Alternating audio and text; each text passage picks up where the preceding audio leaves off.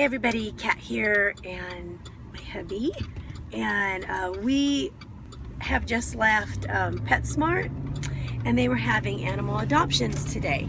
And so we had been, I've mentioned before how we've been looking for another dog to add to our family, another furry family member, and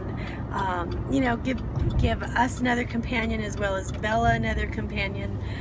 Bella's our Mastiff Saint Bernard. She's getting along in years, and but she does enjoy the company of other dogs as well, and it's just time, and so we've been looking, and we wanted to adopt a dog out of a rescue or something like that. And so it's been kind of a process. So here we have all our family here with us, so that we can kind of all go on this journey together. And so we've left without a pup or without a dog again. And so it's just kind of like the experience that we have in trying to adopt, in dealing with the workers who, I'm very grateful for what they're doing. I think they're trying to do something really noble by trying to by everything that they're doing. It's all good. It's just that I think that the whole process needs work because it's like they're so I don't know, what would you say? They're so picky and so tedious with who they would let the dog go to, that I think that they're losing good homes and then crying about not having good homes available for the dogs. So we tried to be as honest as we could. We told them we have an 8-year-old Mastiff Saint Bernard at home. She gets along well with other dogs, never had a problem. She's getting along in years. And we've got a lot of space for the dogs to run at home. We do have small children, but they are taught to respect the animals and to treat them kindly. And they would be loved for sure. But if they hear, oh, you have another dog at home, oh well, in my opinion, this dog wouldn't do well with that. I understand that some dogs do not do well with other dogs, but when you have on the description of the dog that this dog does well with other dogs, then don't tell me that they don't. And then when you have in the description that this dog does well with children, or I think one of them was even written that said, would love for this home to go to a home with young children. And then when we get there, say, oh no, this isn't the dog for you. This isn't the dog for you because the dog was too timid to get out of the cage when there's a million people running around the store. I would be timid to get out too. It just seemed like unrealistic expectations of the adoption process. This woman flat out said, this is not the dog for you. And I'm like, how do you know this? You don't have any clue. From your description, it is the dog for us, and we love this dog already. And the only thing is that the dog was overwhelmed by all of the people that were gathered around the cages.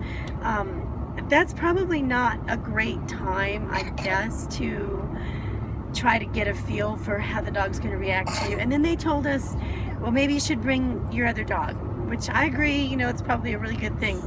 But the thing is that I think that's probably going to just add another element for them to say, this isn't the dog for you, because our dog is large, and which when people see her, they get very intimidated, even though she's kind.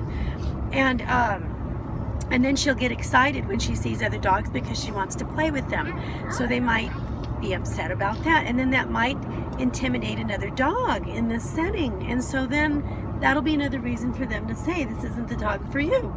Well, what is a dog for us?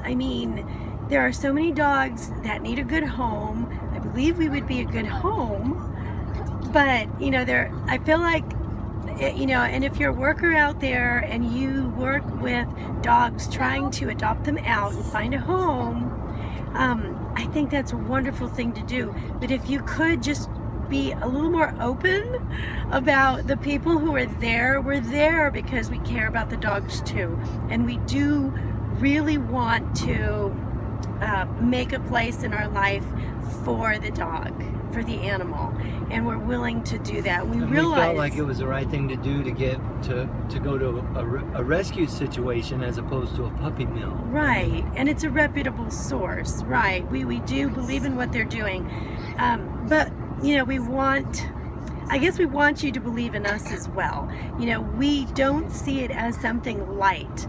We do know that when you adopt into your family, it is going to be a huge adjustment, and we're ready to make that leap. So I guess what I'm saying is we need for those people to believe in us as well.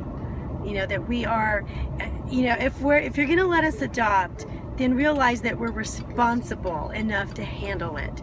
And you don't need to hold our hand when we're 20, 30 feet out the door. Still, let it go at some point.